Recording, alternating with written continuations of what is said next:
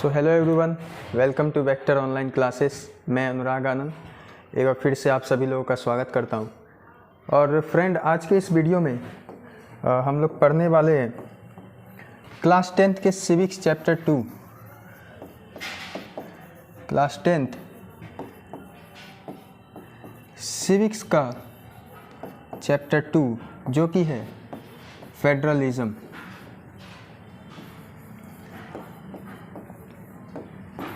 तो आज इस वीडियो में हम लोग चर्चा करने वाले हैं फेडरलिज्म के बारे में और समझेंगे कि फेडरलिज्म होता क्या है।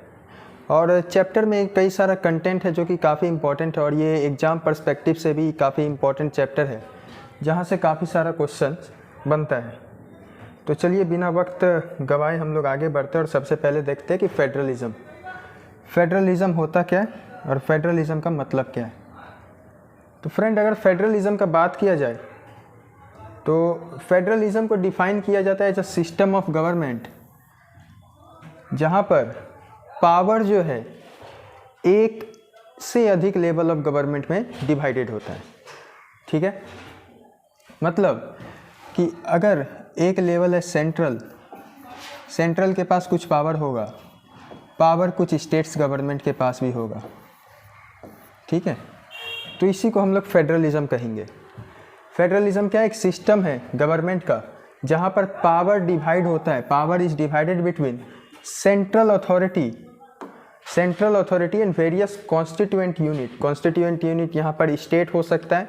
स्टेट गवर्नमेंट को ही हम लोग रीजनल गवर्नमेंट्स भी कहते हैं।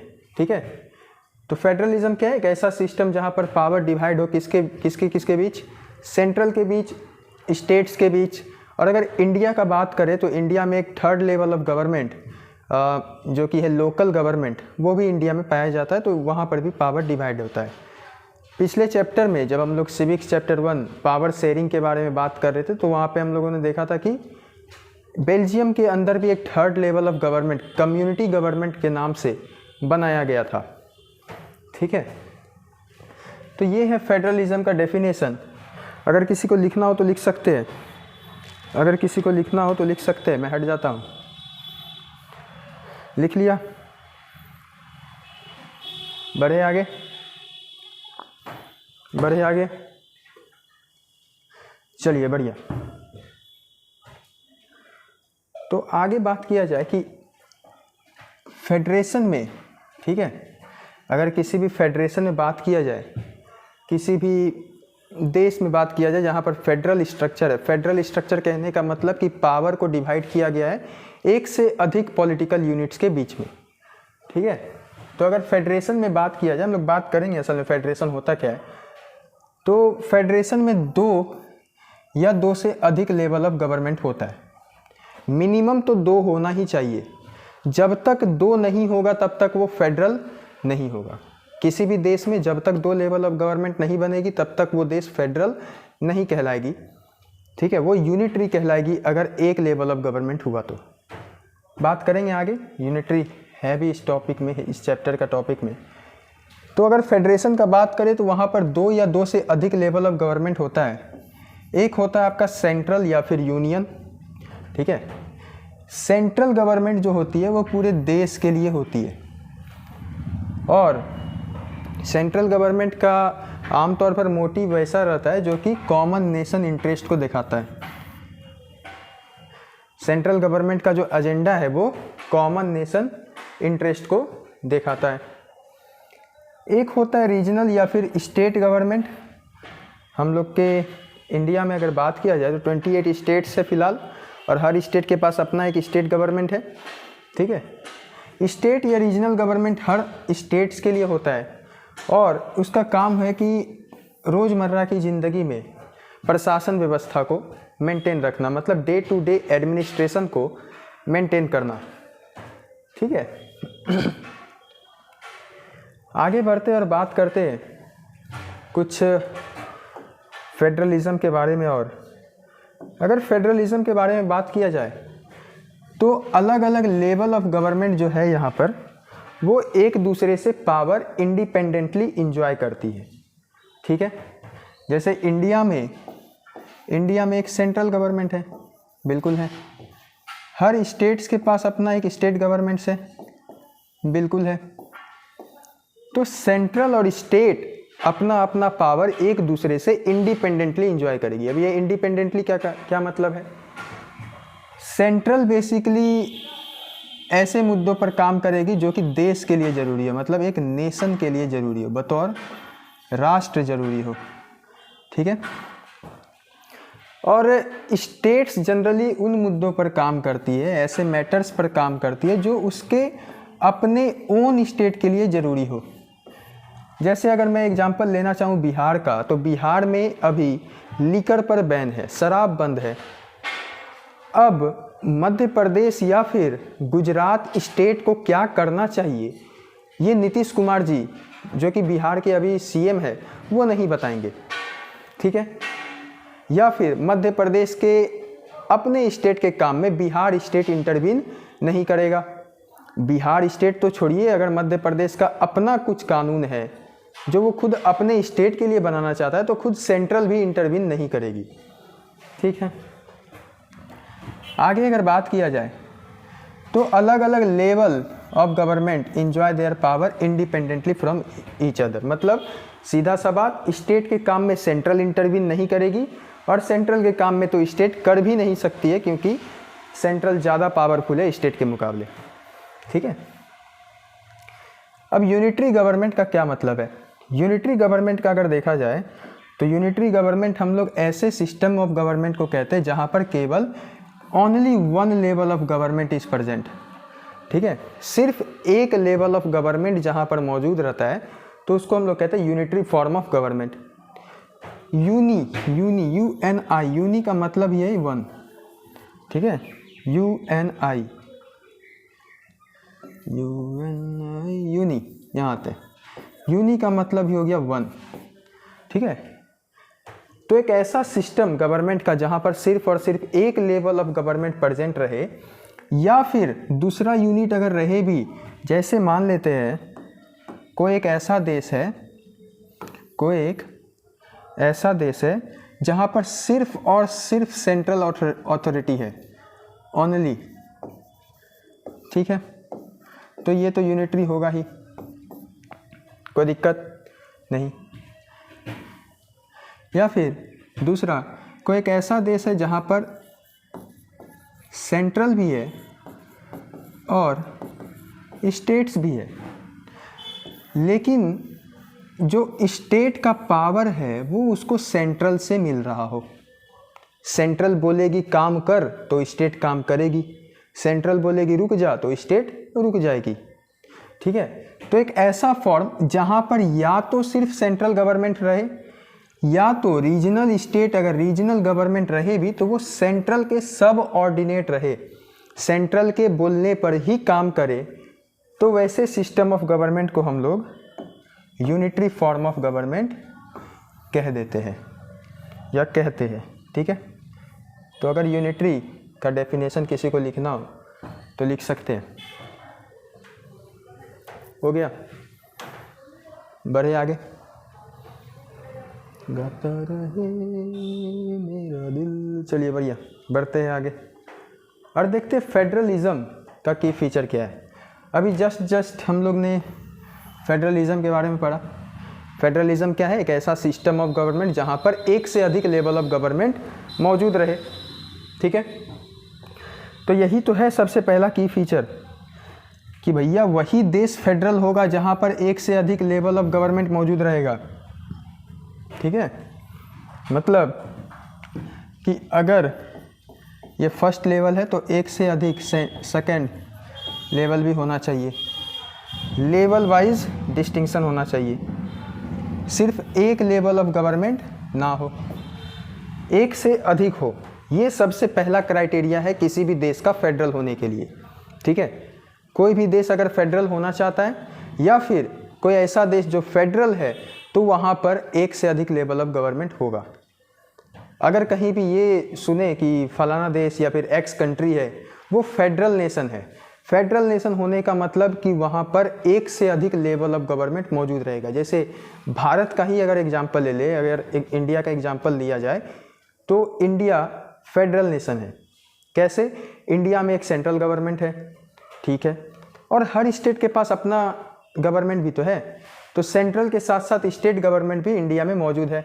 स्टेट के साथ साथ जो थर्ड लेवल ऑफ गवर्नमेंट है, जिसको हम लोग लोकल सेल्फ गवर्नमेंट कहते हैं, लोकल गवर्निंग बॉडी भी भारत में मौजूद है। तो अगर इंडिया का बात करें तो टोटल 3 लेवल ऑफ गवर्नमेंट मौजूद है। कितना? 3 लेवल ऑफ गवर्नमेंट, ठीक है। इसके बाद अलग अलग लेवल का जो गवर्नमेंट है वो सेम सिटीजन को गवर्न करेगी। अब इसका क्या मतलब है?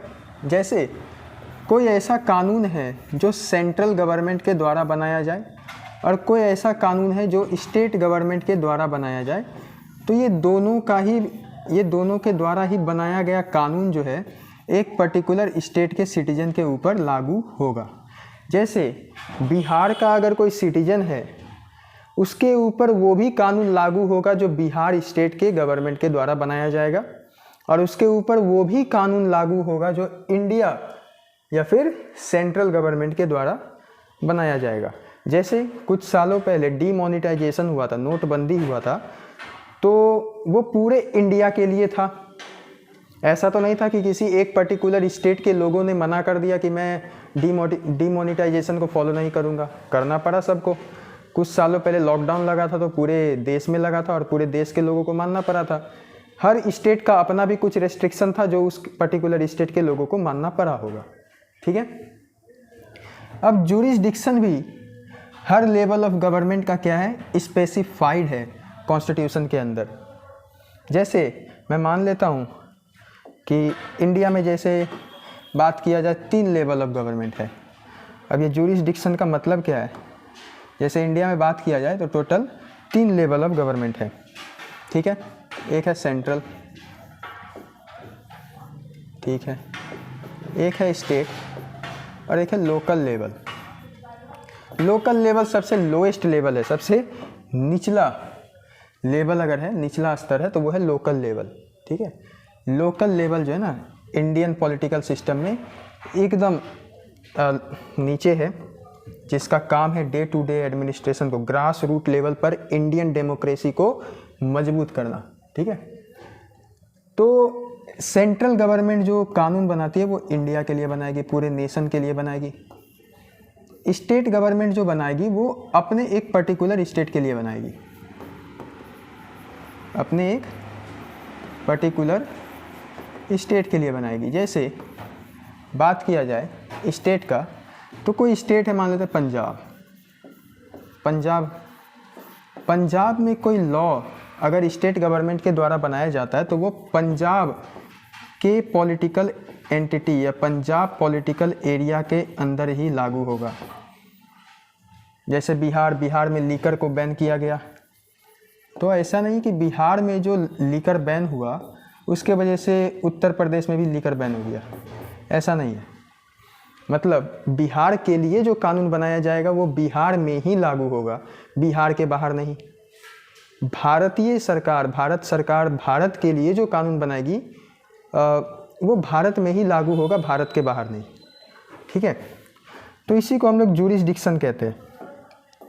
मतलब कि कितने एरिया पर आप अपना पकड़ जमा सकते हैं, इसको बेसिकली हिंदी में क्षेत्र अधिकार कहा जाता है।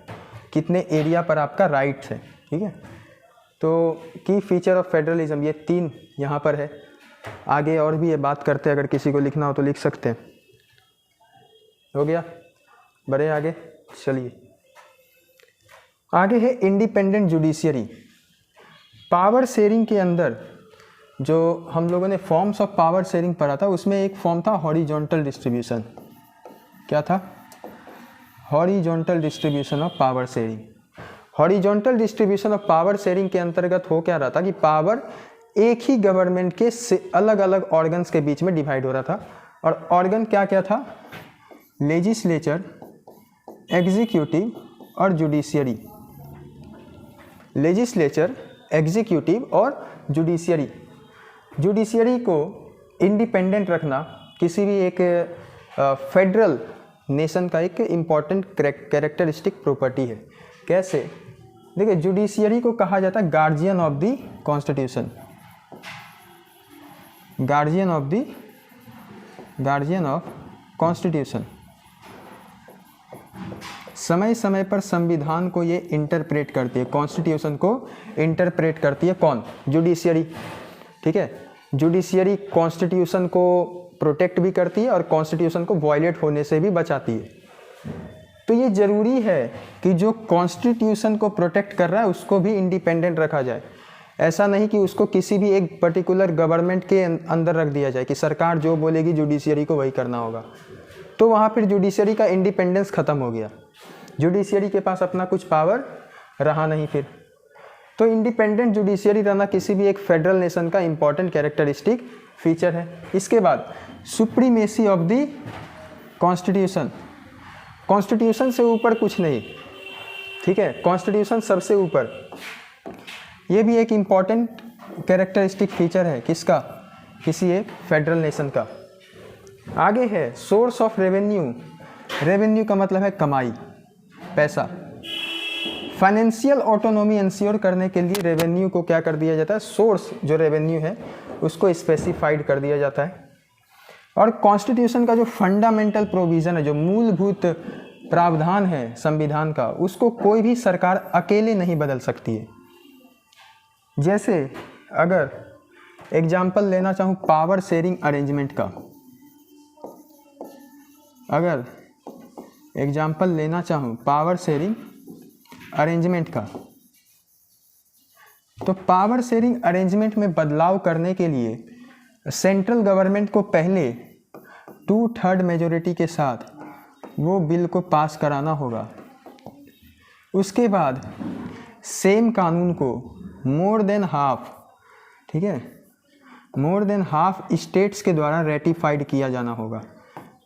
तो यहाँ पर देखिए 2/3 मेजॉरिटी, ये वाला काम कहाँ पर आएगा? सेंट्रल के अंदर, और जो स्टेट्स फिर उसको रेटिफाइड करेगी। तो यहाँ पर सेंट्रल और स्टेट्स का एक काफ़ी अच्छा रिलेशन शो हो रहा है कि अगर कानून में बदलाव करना है, पावर शेयरिंग के अरेंजमेंट में बदलाव करना है, तो पहले स्पेशल मेजॉरिटी के साथ आप सेंट्रल में बिल पास करवाइए और फिर उसको स्टेट्स में भेजिए।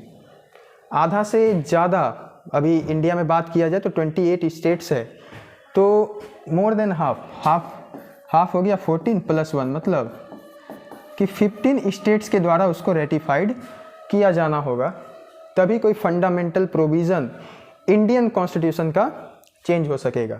यूनिलेटरली कोई भी गवर्नमेंट चेंज नहीं कर पाएगी।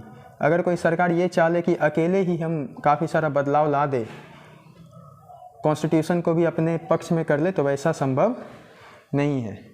तो ये कुछ अदर प्रोविज़न्स है जिससे इंडिया एक फेडरल नेशन बनता है।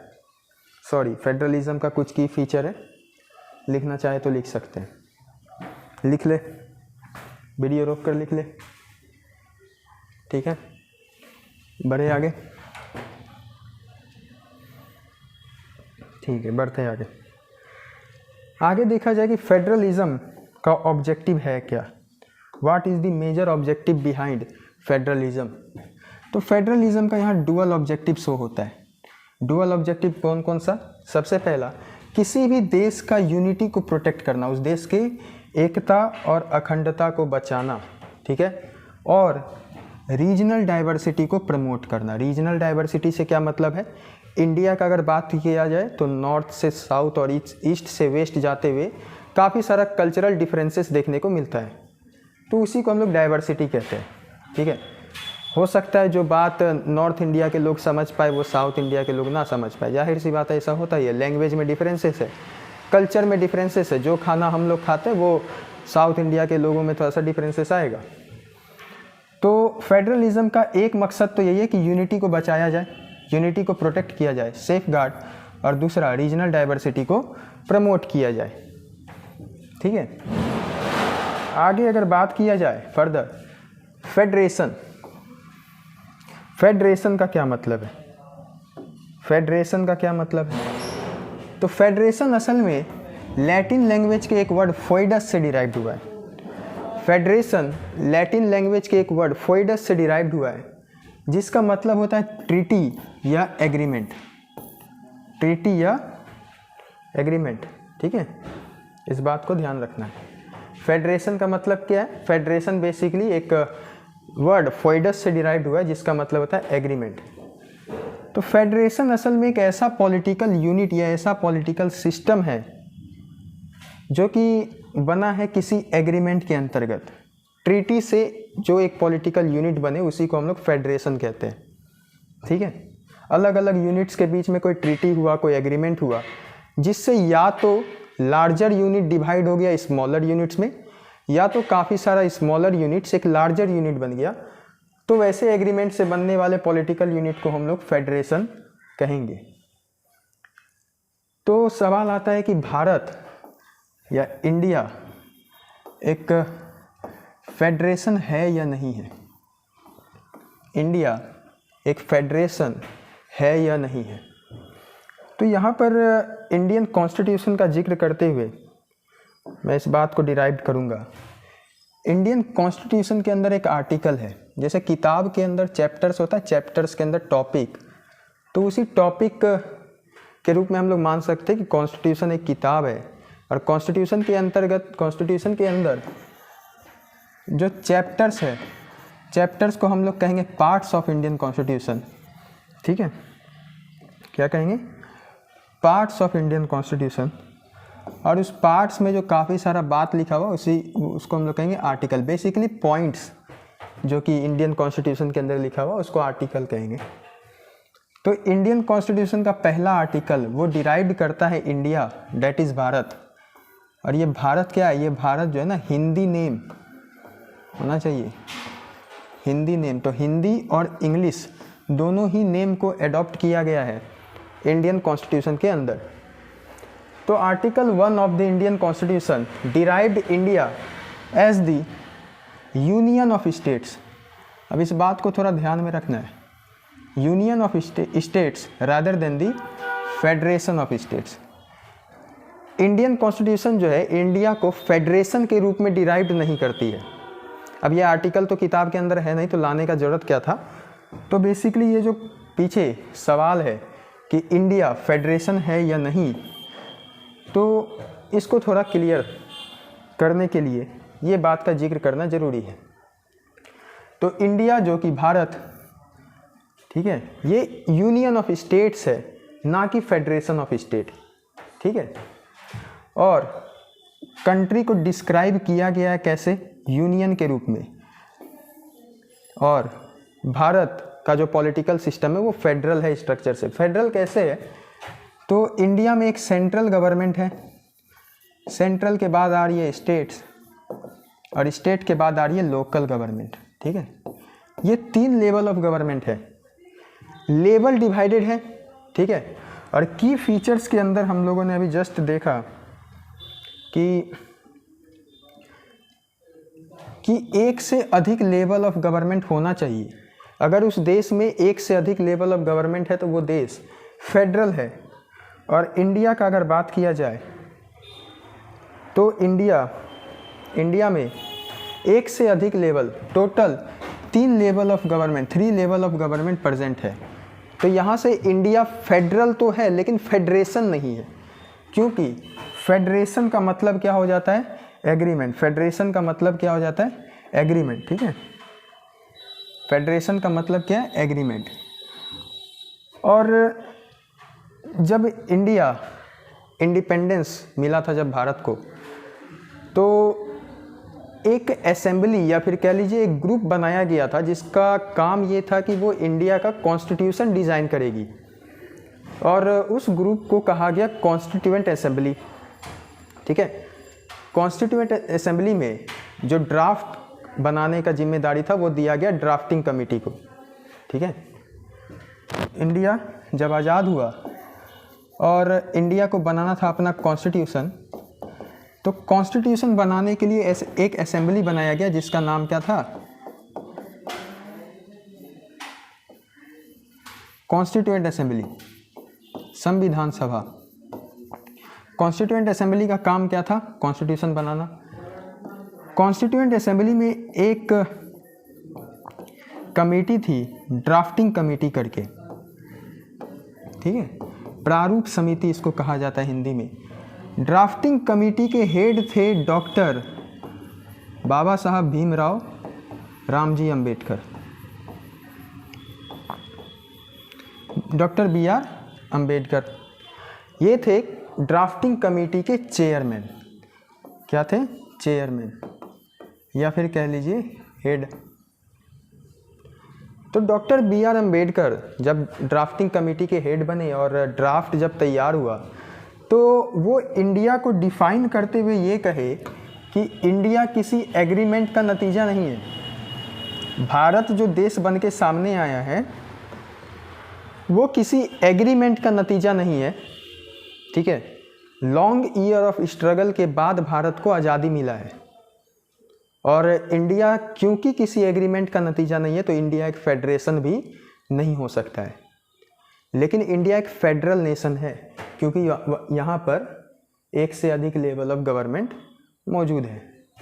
आगे बात किया जाए फेडरेशन बनाने का तरीका क्या क्या हो सकता है, फेडरेशन कैसे फॉर्म्ड हो सकता है। तो देखिए फेडरेशन बनाने का मुख्य तौर पर दो रास्ता है। स्मॉलर यूनिट्स को इंटीग्रेट करके, इंटीग्रेट करने का मतलब है एक करना, इंटीग्रेट करने का मतलब एक करना, ठीक है। और एक हो सकता है लार्जर यूनिट को डिसइंटीग्रेट करके, डिसइंटीग्रेट करने का मतलब विखंडित करना या तोड़ना, ठीक है।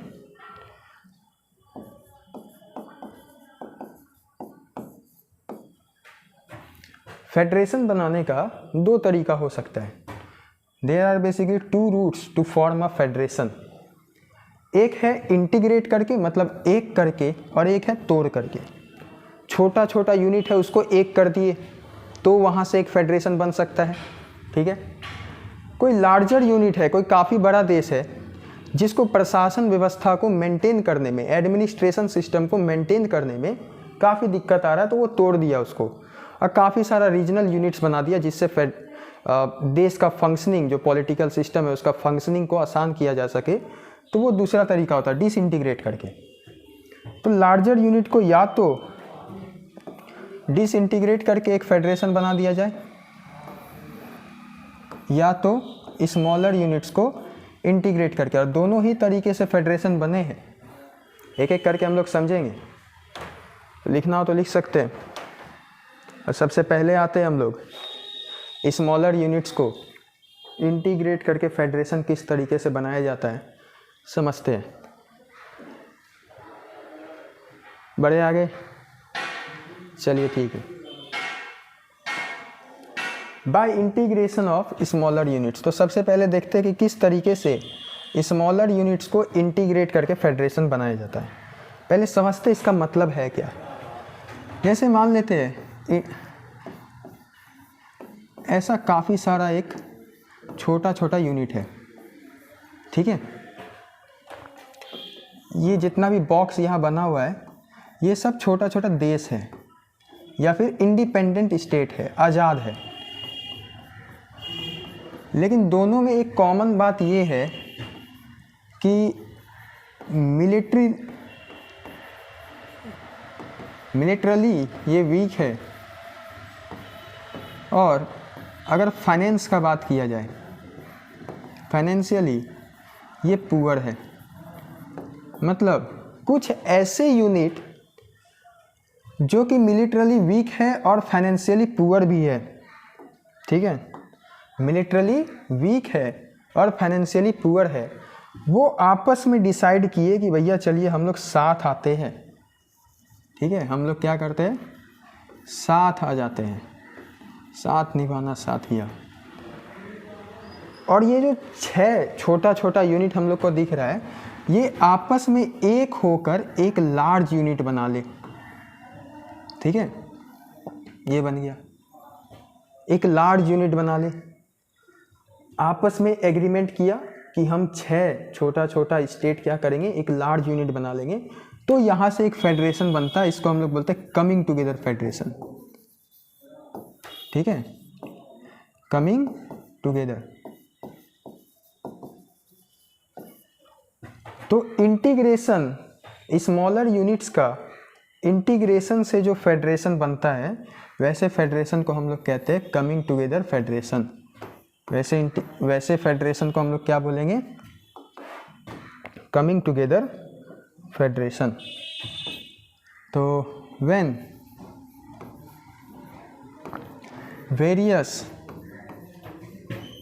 Smaller units, when various smaller unit came together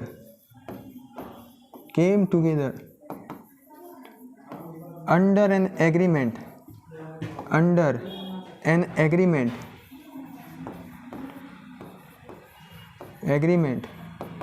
to form a large unit, ठीक है। तो इंटीग्रेशन से कैसे बनेगा, जब काफ़ी सारा स्मॉलर यूनिट जो है एक आ जाए, ठीक है, एक हो जाए ताकि एक लार्जर यूनिट का फॉर्मेशन हो। इसको हम लोग, इट इज ऑल्सो कॉल्ड, साथ आ रहा है ना, तो इसीलिए इसको हम लोग कमिंग टुगेदर फेडरेशन कहेंगे। क्या कहेंगे, coming together federation. It is also known as coming together federation, ठीक है। अगर कमिंग टुगेदर फेडरेशन का एग्जाम्पल लिया जाए तो आपको दिख जाएगा यूएसए वर्ल्ड का पहला फेडरेशन था, ठीक है, जो कि 13 स्टेट से मिलके बना था। यूएसए के बाद है स्विट्जरलैंड के बाद ऑस्ट्रेलिया। ये सब कुछ ऐसा फेडरेशन है जो कि छोटे छोटे यूनिट्स के इंटीग्रेशन से बना है, तो अगर लिखना चाहे तो लिख सकते हैं, ठीक है। बढ़े आगे, चलिए ठीक। अब आते हैं डिसइंटीग्रेशन से किस तरीके से फेडरेशन बनता है। तो देखिए कभी कभी क्या होता है, एक लार्जर यूनिट है, जस्ट इसका उल्टा हो जाएगा, कमिंग टुगेदर का उल्टा हो जाएगा। ये एक लार्जर यूनिट है और उसको अपने देश में एडमिनिस्ट्रेशन मेंटेन कर पाना काफ़ी मुश्किल हो रहा है। तो वो क्या करता है, वो करेगा कुछ नहीं, बस इस तरीके से खुद को डिवाइड कर देगा, ठीक है। यहाँ पर आपको एक यूनिट दिख रहा होगा, सिंगल लार्ज यूनिट, और यहाँ पर वेरियस स्मॉल यूनिट SU, यहाँ पर और ये सब क्या है, छोटा छोटा यूनिट हो गया, जिससे क्या होता है, एडमिनिस्ट्रेशन चला पाना काफ़ी आसान हो जाता है। कैसे समझते हैं, पहले देखते हैं कि डिसइंटीग्रेशन से होता क्या है। When large unit decides to divide its power,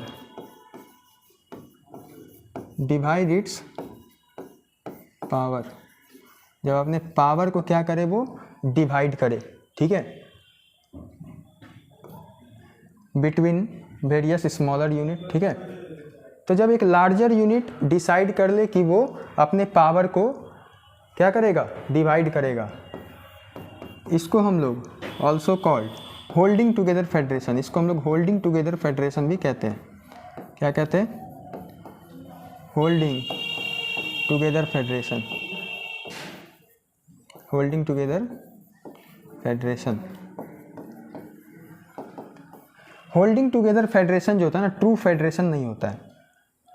हालांकि अगर इसका एग्जाम्पल का बात करें तो इंडिया और कनाडा हालांकि भारत से पहले बना था फेडरेशन, तो इंडियन फेडरेशन को कैनेडियन मॉडल ऑफ फेडरेशन भी कहा जाता है, ठीक है।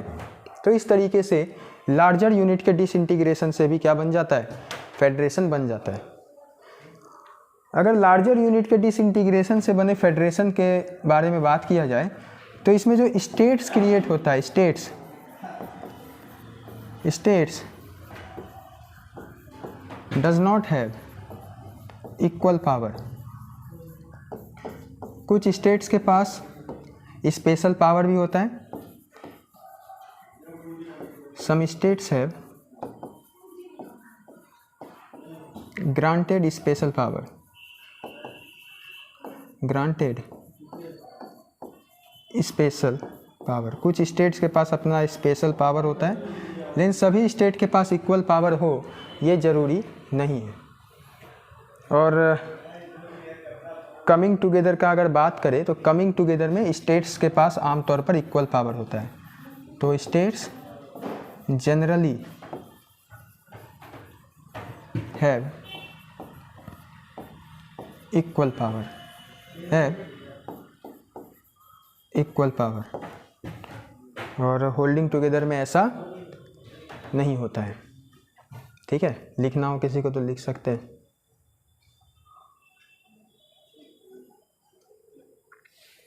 बढ़े आगे, बढ़े आगे, चलिए ठीक।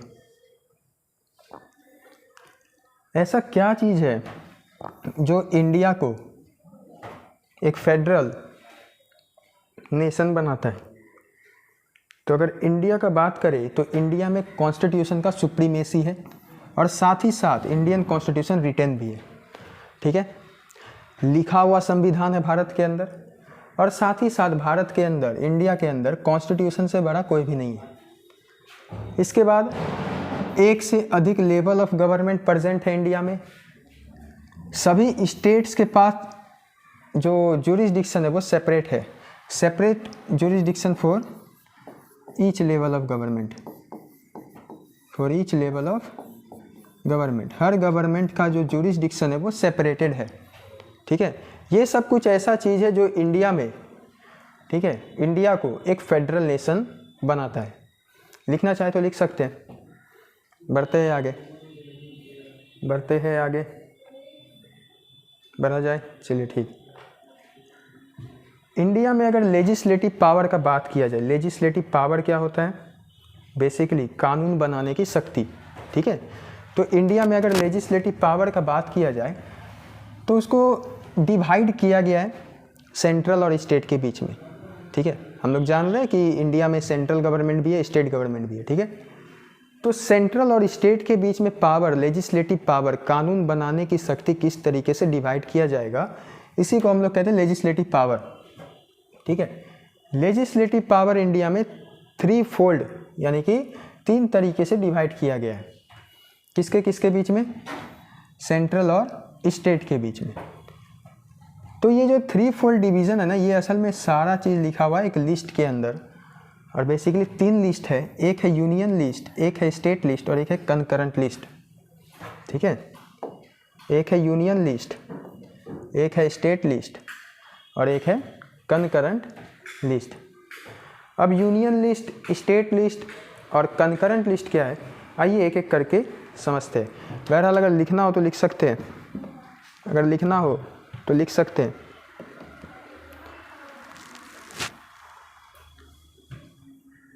ठीक, देखिए यूनियन लिस्ट, यूनियन लिस्ट में ऐसा सब्जेक्ट मेंशन है जिस पे यूनियन गवर्नमेंट कानून बनाती है। यूनियन या फिर central government can make law on the subject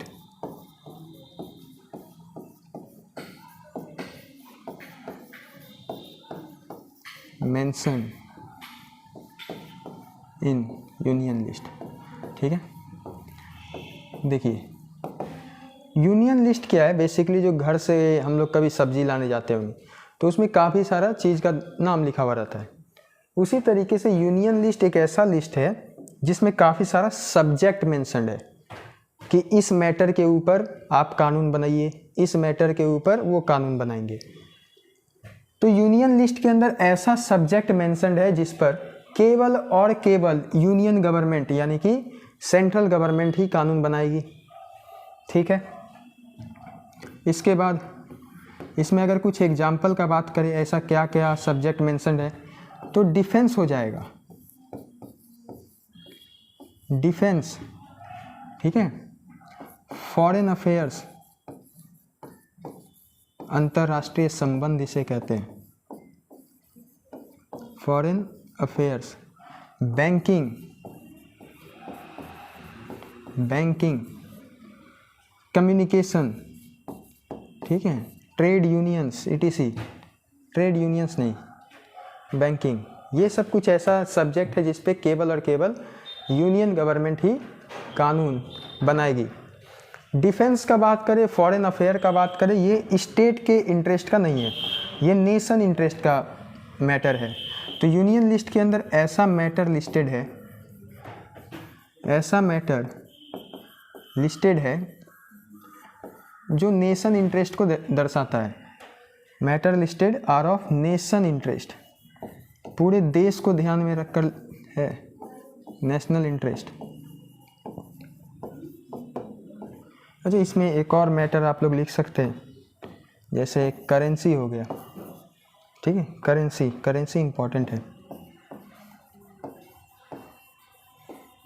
currency etcetera.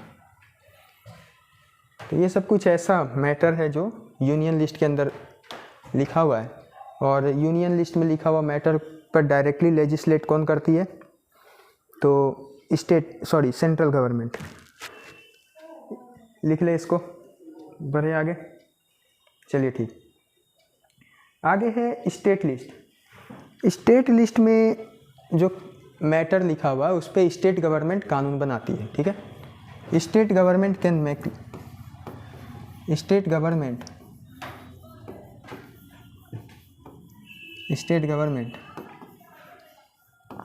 Can make law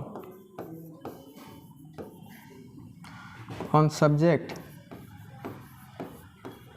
या फिर मैटर लिस्टेड इन या फिर मेंशन इन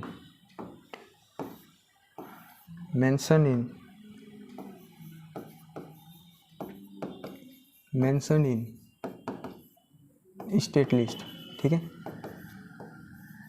केवल और केवल स्टेट गवर्नमेंट बनाएगी, ठीक है। मैटर जो इसके अंदर लिखा हुआ है वो स्टेट का अपना इंटरेस्ट का है।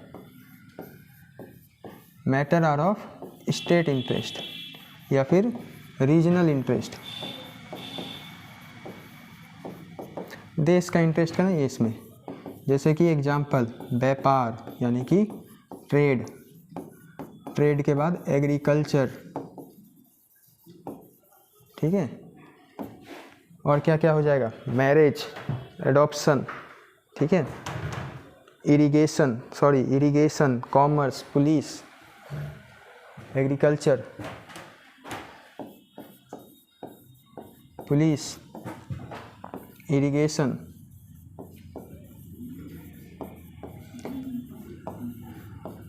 ये सब कुछ ऐसा मैटर है जो कि स्टेट लिस्ट का है।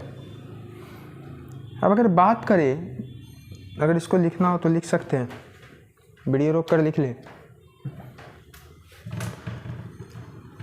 लिखना हो तो लिख सकते हैं। बढ़े आगे, चलिए ठीक।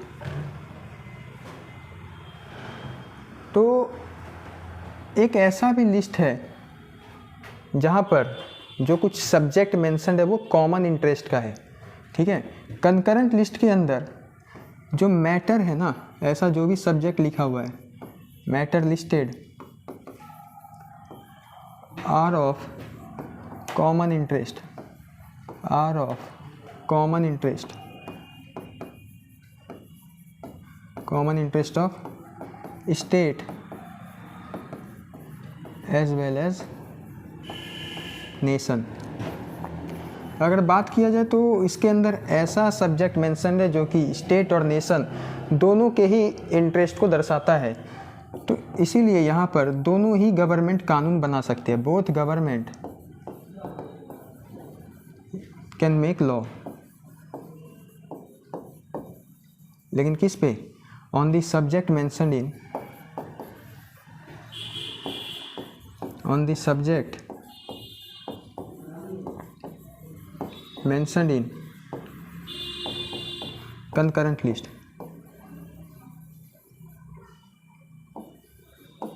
in concurrent list। concurrent list के अंदर ऐसा कोई भी मैटर जो हो उस पे दोनों ही गवर्नमेंट क्या कर सकती है? कानून बना सकती है, ठीक है। लेकिन ऐसा भी तो हो सकता है कभी सेंट्रल गवर्नमेंट जो कानून बनाए वो स्टेट को पसंद ना आए और स्टेट जो बात बोले वो सेंट्रल को पसंद ना आए, कन्फ्लिक्ट हो जाए। ठीक है, तो इन केस ऑफ कन्फ्लिक्ट कि अगर कभी लड़ाई हो जाए, ठीक है, अगर कभी लड़ाई हो जाएगा तो सेंट्रल जो बात बोलेगी, central law will prevail, central जो बात बोलेगी वो आगे बढ़ जाएगा, स्टेट का बात नहीं माना जाएगा। ठीक है, इसमें अगर कुछ एग्जाम्पल का बात करें तो एक हो जाएगा एजुकेशन, हेल्थ हो गया, मैरिज,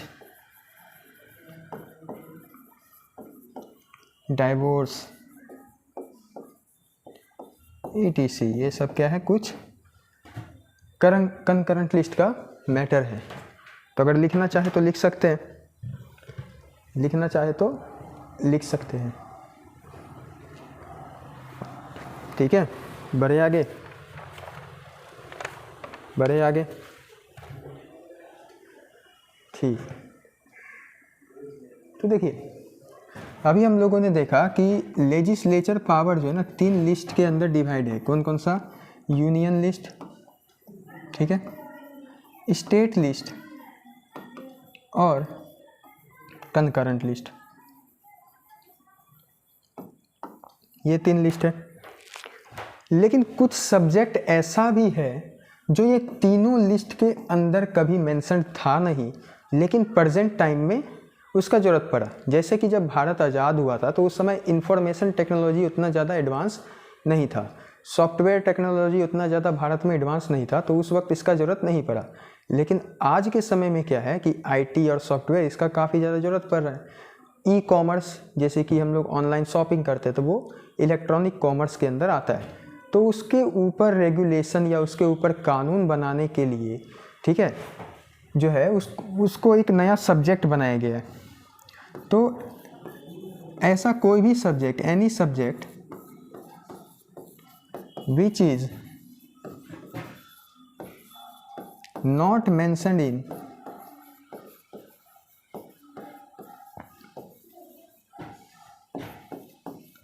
any three list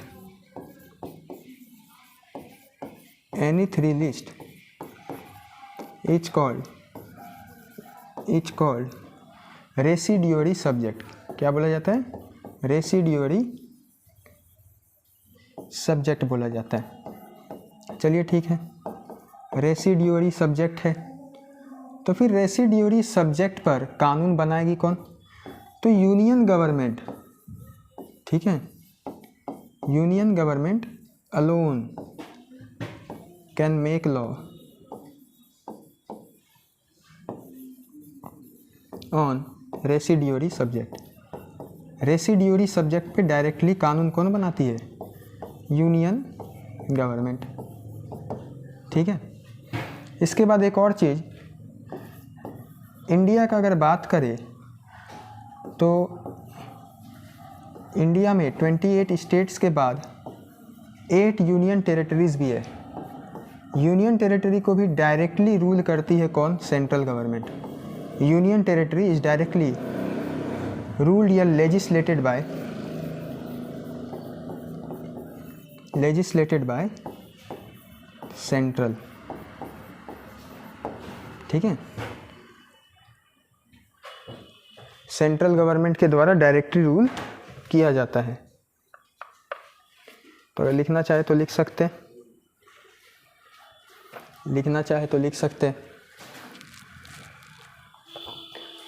बढ़े आगे, बढ़े आगे। चलिए आगे देखते हैं कि भारत में फेडरलिज्म को किस तरीके से प्रैक्टिस किया जाता है।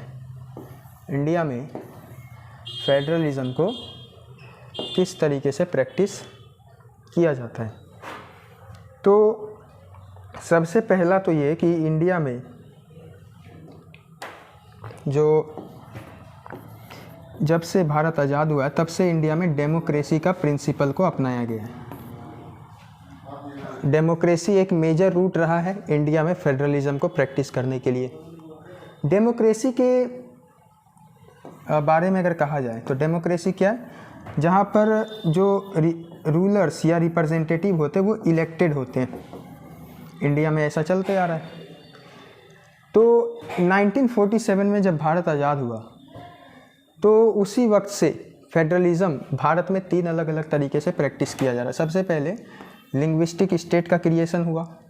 लिंग्विस्टिक क्या मतलब है? लैंग्वेज।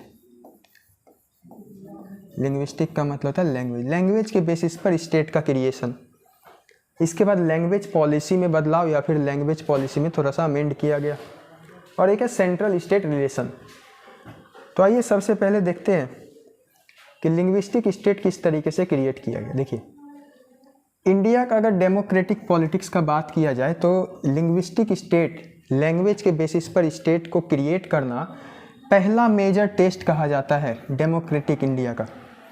ठीक है, इसके अंतर्गत हुआ क्या कि काफ़ी सारा जो पुराना स्टेट्स था उसका बाउंड्री को रीडिज़ाइन किया गया। जैसे कि बॉम्बे, प्रेजेंट टाइम में अगर बात किया जाए तो महाराष्ट्र, गुजरात, कुछ पार्ट ऑफ कर्नाटका, ठीक है, ऊपर कुछ पार्ट ऑफ राजस्थान, ये सब मिलके बना हुआ था बॉम्बे।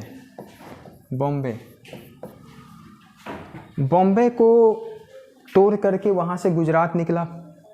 जो बॉम्बे का वेस्टर्न पार्ट था वहाँ पर देखा गया कि एक मेजर प्रोपोर्शन ऑफ पॉपुलेशन जो है गुजराती स्पीकिंग है। तो गुजराती स्पीकिंग लोगों को एक तरफ करके गुजरात बना दिया गया। ठीक है, काफ़ी सारा नया स्टेट का क्रिएशन हुआ बाउंड्री को अल्टर करके, पुराने स्टेट के बाउंड्री को अल्टर करके। ठीक है, ऐसा इसलिए किया गया ताकि एक भाषा बोलने वाले लोग एक ही राज्य में रहे। ठीक है, इसके बाद केवल लैंग्वेज पॉलिसी ही नहीं बल्कि कुछ स्टेट ऐसा भी था जिसको उसके ज्योग्राफिकल कंडीशन के बेसिस पर क्रिएट किया गया। कुछ स्टेट को उसके कल्चर के बेसिस पर क्रिएट किया गया ताकि एक ही कल्चर को फॉलो करने वाले लोग एक जगह रहे। ठीक है, जैसे कि झारखंड बिहार से अलग होकर बना था, उत्तराखंड यूनाइटेड प्रोविंस या प्रेजेंट टाइम में यूपी उत्तर प्रदेश से अलग होकर बना था। तो इसको अगर लिखना चाहे तो लिख सकते हैं, इसको अगर लिखना चाहे तो लिख ले। बढ़े आगे, वीडियो रोक कर लिख ले। चलिए ठीक है, बढ़ते हैं आगे। आगे है लैंग्वेज पॉलिसी। देखिए, लैंग्वेज पॉलिसी में आने से पहले एक बात जान ले कि हमारा कॉन्स्टिट्यूशन, इंडियन कॉन्स्टिट्यूशन किसी भी लैंग्वेज को नेशनल लैंग्वेज का दर्जा नहीं देता है। भारत का कोई भी नेशनल लैंग्वेज नहीं है। हिंदी का अगर बात करें तो हिंदी इंडिया का ऑफिशियल लैंग्वेज है, इज दी ऑफिशियल, आधिकारिक भाषा, ऑफिशियल लैंग्वेज है, राष्ट्रीय भाषा नहीं है। हिंदी के अलावा 21 और लैंग्वेज को स्केड्यूल लैंग्वेज का रिकॉग्निशन दिया हुआ है। जो बातों को इंडिया के कॉन्स्टिट्यूशन में नहीं लिखा जा सका उसको इंडिया के कॉन्स्टिट्यूशन के स्केड्यूल्स में लिखा गया है। और अगर लैंग्वेज का बात करें तो वो इंडियन कॉन्स्टिट्यूशन का 8 स्केड्यूल्स के अंदर आता है। 8 स्केड्यूल्स के अंदर टोटल 22 लैंग्वेज है और हिंदी के अलावा 21 अदर लैंग्वेज है जो कि स्केड्यूल लैंग्वेज है। ठीक है, इसमें एक लैंग्वेज है नेपाली। इंडियन कॉन्स्टिट्यूशन के 8 स्केड्यूल के अंदर एक लैंग्वेज है नेपाली। नेपाली एकलौता फॉरेन लैंग्वेज है इंडियन कॉन्स्टिट्यूशन के स्केड्यूल्स के अंदर। ठीक है, लैंग्वेज पॉलिसी उम्मीद करता हूँ समझ में आया हो। लिखना चाहे तो लिख सकते हैं। ठीक है, बढ़े आगे देखते हैं सेंट्रल स्टेट रिलेशन या फिर सेंटर स्टेट रिलेशन।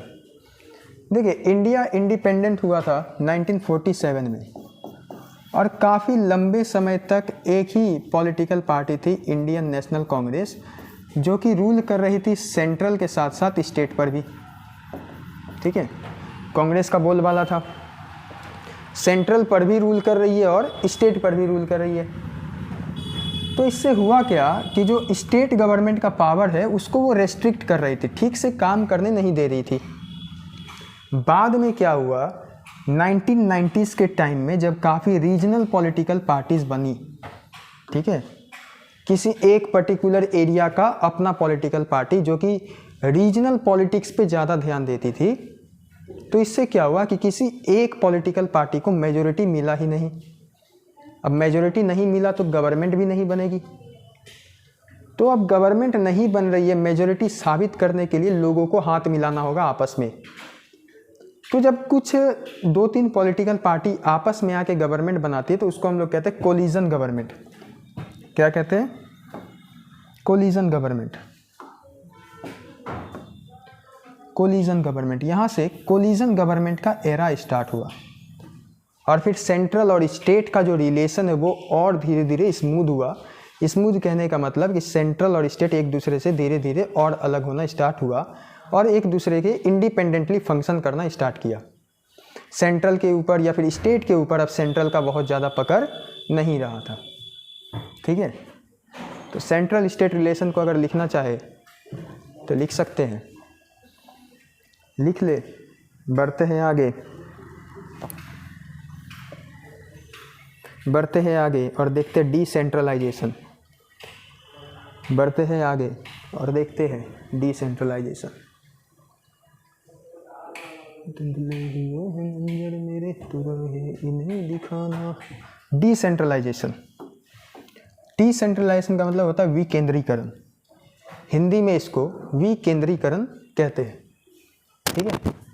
देखिए डिसेंट्रलाइजेशन का मतलब क्या है। हम लोग जान रहे हैं कि इंडिया में total 3 level of government present है, ठीक है।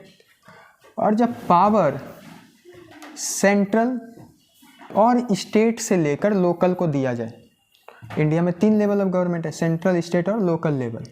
तो पावर जब ये दोनों यूनिट से लेकर तीसरा लोकल लेवल को दिया जाए तो इसी को हम लोग कहते हैं डिसेंट्रलाइजेशन, ठीक है। क्या कहते हैं? डिसेंट्रलाइजेशन।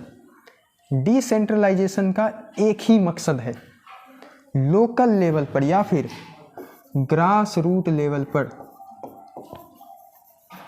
ग्रास रूट लेवल पर प्रॉब्लम को सॉल्व कर दिया जाए। अब आपके डिस्ट्रिक्ट में किसी एक एरिया को हैंडपंप चाहिए, पानी चाहिए, मामला को दिल्ली पहुंचाते पहुंचाते शायद 2-3 जनरेशन निकल जाए। तो जो लोकल लेवल पर जो प्रॉब्लम अराइज हुआ है उसको लोकल लेवल पर ही जल्दी से जल्दी सॉल्व किया जाए, एडमिनिस्ट्रेटिव कन्वीनियंस को इंक्रीज किया जाए, इसके लिए डिसेंट्रलाइजेशन किया गया था, ठीक है। पावर सेंट्रल और स्टेट से लेकर लोकल गवर्नमेंट को दिया गया कि भैया आप भी ठीक तरीके से फंक्शन कीजिए और इंडियन डेमोक्रेटिक सिस्टम को स्मूथली फंक्शन करने में मदद कीजिए। तो कुछ डिसेंट्रलाइजेशन के लिए कुछ स्टेप्स लिया गया था 1992 के बाद। सबसे पहले बोला गया कि लोकल बॉडी के लिए हम लोग मेंबर इलेक्ट करेंगे, उसके लिए रेगुलर इलेक्शन को होल्ड किया जाए या हेल्ड किया जाए। जो रिजर्व कैटेगरी है, जो बैकवर्ड कास्ट या क्लास है जैसे कि SC STs और OBCs, इसको रिजर्व सीट दिया गया ताकि ऐसे कास्ट का भी, इन सभी कास्ट का भी पॉलिटिकल रिप्रेजेंटेशन बढ़ सके। वोमेन्स का पॉलिटिकल रिप्रेजेंटेशन बढ़ाने के लिए 1/3 सीट्स को रिजर्व रखा गया लोकल बॉडीज़ के अंदर। यानी कि कोई एक लोकल एरिया है, वहाँ पर अगर 30 सीट है तो 30 में लगभग 10 सीट जो है वोमेन्स के लिए रिजर्व रहेगा, ठीक है। ये 3 पॉइंट अगर लिखना हो तो लिख सकते हैं। आगे बढ़ते, लोकल बॉडी के लिए regular election, reserve seat SC ST और 1/3 सीट 1/3 सीट वोमेन्स के लिए। बढ़ा जाए आगे, चलिए देखते हैं आगे क्या है। स्टेट इलेक्शन कमीशन को सेटअप किया गया, ठीक है। पंचायत और म्युनिसिपल इलेक्शन को होल्ड करने के लिए, कंडक्ट करने के लिए। जो लोकल गवर्निंग बॉडी के लिए इलेक्शन है उसको कंडक्ट करने का जिम्मेदारी स्टेट इलेक्शन कमीशन को दे दिया गया। इसके बाद स्टेट गवर्नमेंट को बोला गया कि भैया आप अपना कुछ पावर और रेवेन्यू मतलब पैसा लोकल बॉडी को भी शेयर कीजिए ताकि वो भी ठीक तरीके से काम कर सके, ठीक है। आगे और क्या देखते हैं, इसको लिखना हो तो लिख सकते हैं। हो गया, बढ़े आगे। जो रूरल एरिया का लोकल बॉडी होता है, इंडिया का अगर बात करें तो इंडिया अर्बन और रूरल एरिया में डिवाइडेड है, ठीक है।